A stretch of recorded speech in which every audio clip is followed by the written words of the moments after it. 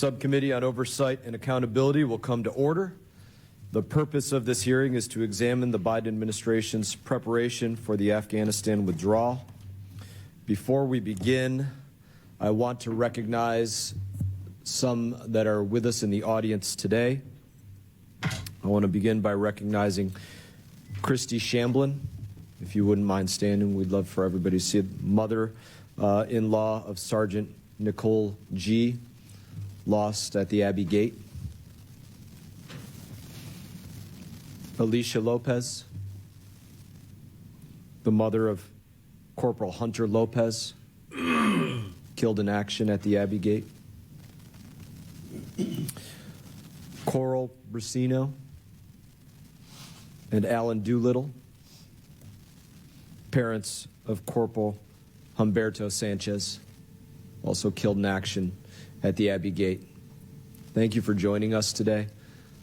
Thank you for raising patriots, and I'm sorry for your loss. I'm now going to recognize myself for an opening statement. I'm not going to begin by belaboring any points. The president's withdrawal was a complete and utter catastrophe. The images of people hanging off of planes and desperate parents handing their babies over the airport walls to soldiers are seared into our country's collective conscience. Yesterday, every member of this committee in this room, Republican and Democrat, voted to require the State Department to come up with a plan for reimbursing the numerous outside groups who had to get involved to rescue Americans from Afghanistan. I can guarantee that private citizens flying 7,000 miles across the world to rescue Americans and those that worked alongside America for 20 years was not a product of the State Department's good planning and order. That was a product of chaos and a failure to plan. And we have witnesses here today that will be able to give specific pictures of what was happening on the ground that will be clearer and more accurate than any news report that I've seen. And frankly, I believe that's because the White House and its mouthpieces were lying to the American people as they were narrating what was taking place during the withdrawal of Afghanistan. I have no doubt that your eyewitness testimonies will demonstrate a clear failure to predict or plan for the worst case scenarios, as we do when we plan military operations. I'm grateful to each of you for appearing here today. Command Sergeant Major Jake Smith specifically is here in his personal capacity. He is an active duty service member, and so I would ask members of the committee to refrain from engaging him in political questions. The purpose of today's hearing is to examine the failure to plan and the major repercussions that it had on diplomatic efforts and national security. This administration said time and time again that Afghanistan was not a war that could be won militarily. That's the administration's words. It could only be won diplomatically. If this could only be won diplomatically, then there is no other conclusion than the withdrawal was a complete and total loss, because that is when we lost all diplomatic options. The literal failure to plan was completely erased the potential for on-the-ground diplomacy and created a black eye for the United States standing abroad and national security at home. I'm going to say this. I wrote black eye in my comments when I wrote this. This isn't a black eye. Black eye does not come close to constituting what took place, what it is for America with the withdrawal of Afghanistan. I don't know the appropriate word to say what exactly that is, but it's black eye is not the right one. In the words of the administration's spokesperson, Jennifer Psaki, the mouthpiece, the president asked for a review from his national security team. He asked them not to sugarcoat it, and he was provided with a clear-eyed assessment about the best path forward. These are the words of Jennifer Psaki. She said that the president was the ultimate decision maker. He was the decision maker who chose September 11th as the initial drawdown date. He was the decision maker who pulled the people with the guns out before the people without the guns. The decision maker who collapsed the operations at HKIA Airport. It was President Joe Biden, the ultimate decision maker. He decided to make the decisions and None of those decisions in that process of the withdrawal, they weren't made in the Doha Agreement. That's not when they were made. They were made by the ultimate decision maker, Joe Biden. Americans asked after the withdrawal, how could the intelligence have gotten it so wrong? But I find it to be clearer each and every day that the intelligence didn't get it as wrong as Americans thought. It was the ultimate decision maker that was refusing to listen to the intelligence being given. Again, in the words of the White House spokesperson, Jennifer Psaki, the president believes there is not a military solution. This will require a diplomatic solution. She said that the president was clear from the beginning that we anticipated and planned to have a diplomatic presence on the ground moving forward. Why then did we see a repeat of Saigon with diplomatic personnel being evacuated off of the roof of an embassy, though that is exactly what President Biden said would never happen? It's because of a failure to plan for Murphy, a failure to plan for a situation when things don't go exactly perfect, exactly as you planned them. It's basic military. A failure to plan meant that the security of diplomatic personnel could not be guaranteed, and as a result, there's no diplomatic presence on the ground today. Again, in the words of the administration spokesperson, Jennifer Psaki, the United States will retain significant assets in the region, as the president talked about, over-the-horizon capabilities to counter the potential reemergence of the terrorist threat. That's garbage. Any over-the-horizon capabilities that we had to deal with terrorist threats were wiped out almost immediately, and it has only gotten worse. From the onset of the withdrawal and the decision to abandon Bagram Airfield, our capabilities were diminished and our security deteriorated. The Abbey Gate bomber was a member of ISIS-K who had just been released from the Bagram prison. Now, in the 2 years since, Afghanistan has essentially become a club med for terrorists. ISIS is using it as a training ground, though fighting with the Taliban. The Taliban is sending welfare payments to al-Qaeda fighters. There are no over-the-horizon capabilities to deal with that. It's the opposite. Our adversaries are literally gaining a foothold there. Just 3 months ago, leaders from Iran, Russia, China, they met in Uzbekistan to discuss what they called, quote, regional solutions rather than Western interference in Afghanistan. Our witnesses here today will be able to speak to the situation on the ground, and that the failure to plan wiped out any possibility of what the administration said had to be the victory, that was diplomatic efforts. As a direct result of, in my opinion, a failure to plan, not bad luck, bad planning, America mourns 13 of its sons and daughters. We have families sitting in our audience who mourn the loss of their sons and daughters. I've had numerous conversations with the families, and what I've extracted from those conversations is there's nothing that can bring back anybody's children. My colleague, we've lost friends, you all have lost friends. There's nothing that can bring back anybody that we've lost. We look for solace in how we don't repeat the mistakes of the past. That's, to be frank, that's what I've heard from the families. How do we make sure that something like this never happens again? So we're trying to learn so that we don't repeat those past mistakes. But from where I see it, those that made the mistakes are still in the exact same positions today. Or they've advanced in the positions that they hold. And they are now trying to rewrite history in order to tout the withdrawal of Afghanistan as a success. And what that tells me is that as of right now, they haven't learned a thing.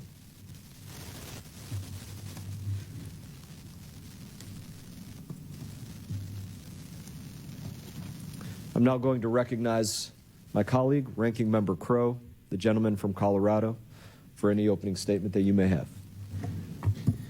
Thank you, Chairman Mast.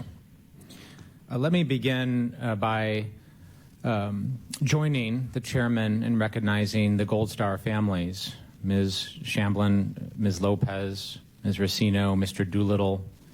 Our country owes you a debt of gratitude that, frankly, we will never be able to repay. Your families have made the greatest sacrifice that any family can make for this nation. And we owe you a debt of gratitude that even though we can't repay, we must attempt to do so by conducting ourselves in a way that is worthy of the sacrifice of your children. And that requires honesty, it requires candor, it requires giving answers. And that's what I will endeavor to do with my colleagues here in a nonpartisan way, because that's what you deserve.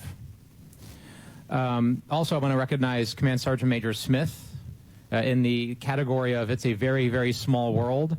I was Command Sergeant Major Smith's platoon leader in the 2nd Ranger Battalion, where we did multiple Afghanistan rotations during that time. So, Command Sergeant Major Smith, it's really great to see you. Rangers lead the way. All the way.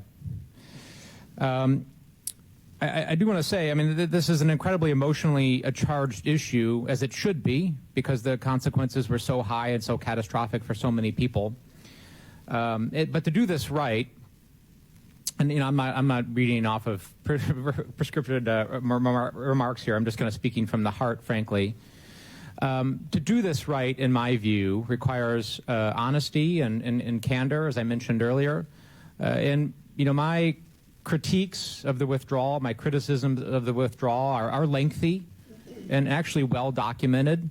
I was very clear in 2021 that I did not think it went the way it should have been, that there were a lot of missteps, there were a lot of problems, and we do owe it to the fallen, we do owe it to America, we owe it to the taxpayers that spent tens of billions of dollars, the over 3,000 people that gave their lives in Afghanistan. We owe it to all of them to actually have an honest accounting of that.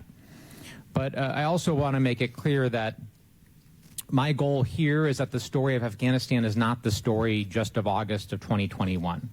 That's not the whole story, right? And that's not to pivot away from having an honest assessment of that month and that withdrawal, because we have to have that, and the American people deserve that. But we have to broaden the aperture. Right? This was a 20-year war. This was America's longest war. Right? Multiple generations of Americans fought in this war and sacrificed and gave for it.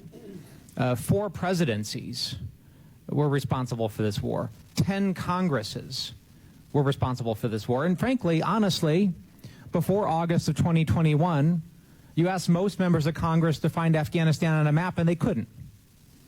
Right? And there's an awful lot of Monday morning quarterbacking now, and people sitting back and saying that they knew what should have happened, this is what should have happened, and you know, having all sorts of opinions where for years nobody even paid attention to it, which I know frustrated us, right, to no end, all my fellow veterans, as we talked and worked on this and said this was moving in a bad direction for a long time, and nobody was listening and paying attention to it. So that's the history and the context, and I hope that we can have a hearing today that addresses elements of the withdrawal, that learns important lessons to make sure that we don't repeat the mistakes of the past, but that we also provide context, that we also understand that there's a long history here, and August 2021 just didn't happen on its own, that there are years and a lot of things that led us to that moment that are a part of this story here that we have to have an honest accounting of. So that's my goal, and I look forward to the conversation today. I yield back. Thank you, Mr. Crow, and I'm pleased to have the chairman of the full committee, Chairman McCall, with us, and I recognize you for as much time as you may consume for an opening statement. Thank you, Mr. Chairman, for that generous recognition. I want to thank both of you for your service in the Afghanistan war. Mr. Chairman, ranking member, I remember traveling as a member, spending days, and you were spending years. And we got a little snapshot of what was going on, but you were on the ground fighting.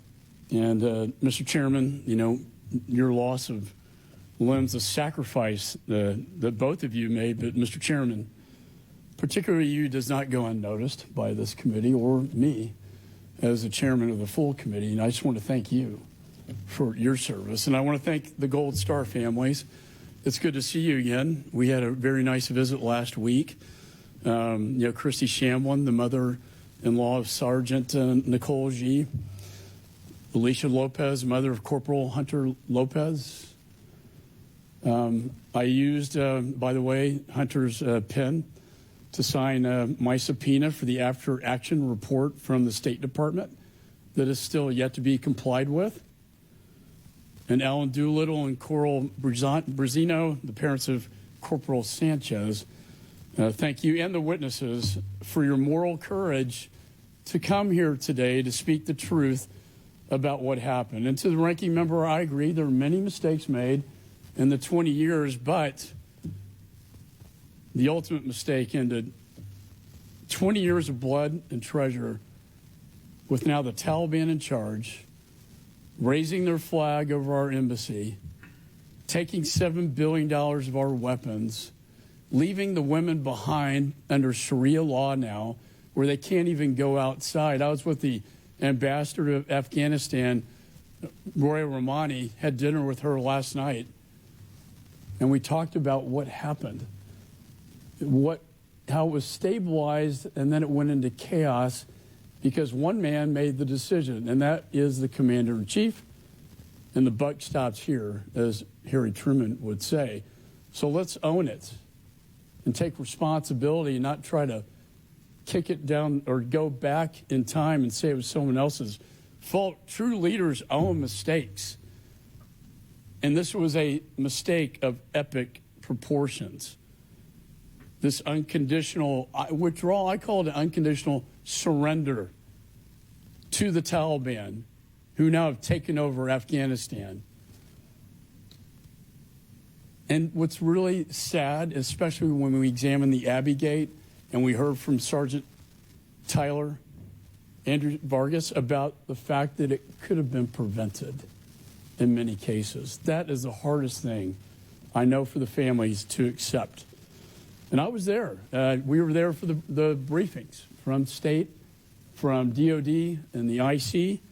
And for months, President Biden ignored warnings from his own generals and his own intelligence community and bipartisan members of Congress about what was happening on the ground, as the narrative didn't fit what was happening on the ground coming out of the White House, as the chairman so eloquently went through, whether it was his spokespersons to him himself about what was happening. It was like a blind eye. The result of this committee's oversight so far, we did get access to the dissent cable from the employees at the embassy. They were telling the story about what was happening. They were the ones who said, Mr. President, it's going to happen fast. They predict by September 1st. They got pretty close. And they said, we're not prepared. And you need to prepare for this. There's an old adage, if you fail to plan, you plan to fail. This was a complete failure because we didn't have a plan of action. And what they said was disturbing because it predicted exactly what was going to happen if we didn't act fast. And yet, even with that warning, President Biden and Secretary Blinken failed to change course to the very end.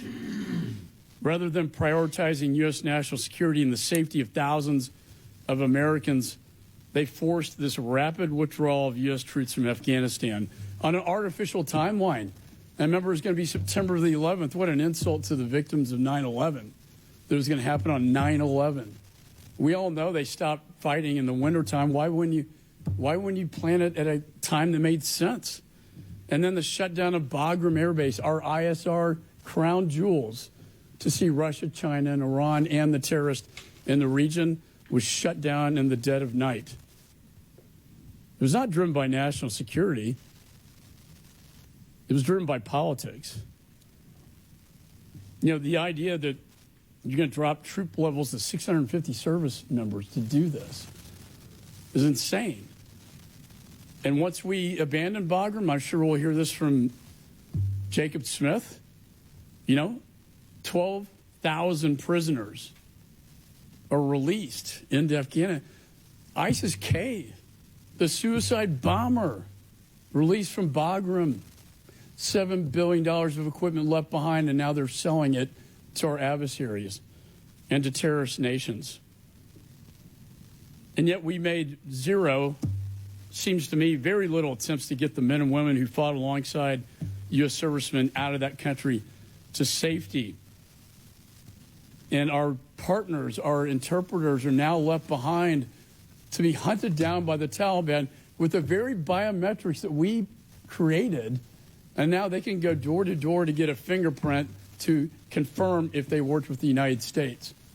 And then they're executed. To me, it's sad that after 20 years of blood and treasure, where are we now with the women, the Taliban in control, the geopolitical issues that face, China now is there, for God's sakes, and the lithium. China will probably get access to Bagram. It's hard for me to tell the veterans that, and the suicide rate is so high. And to them, I tell them it was worth it because you made this country safe for 20 years. I chaired the Homeland Security Committee. We stopped a lot of external operations to kill Americans. It's because men and women like these two and your sons and daughters were there getting that intelligence to make this country safe. So I wanted to, again, thank the families for being here. I can't imagine the grief that you have, but I can tell you that we are going to hold that. We're going to uncover what happened. We're going to uncover transparency and accountability is very important to me, and I think to all members of this committee. And we want accountability, and I will not rest until we get that. And I promise you that while the president wants to sweep this under the rug, that I will never forget what happened. And I will hold people accountable. And we will, on this committee, ensure that something like this never, ever happens again. In the United States of America, the greatest country in the world. So I want to thank the chairman for holding this hearing. With that, I yield back. Thank you, Chair.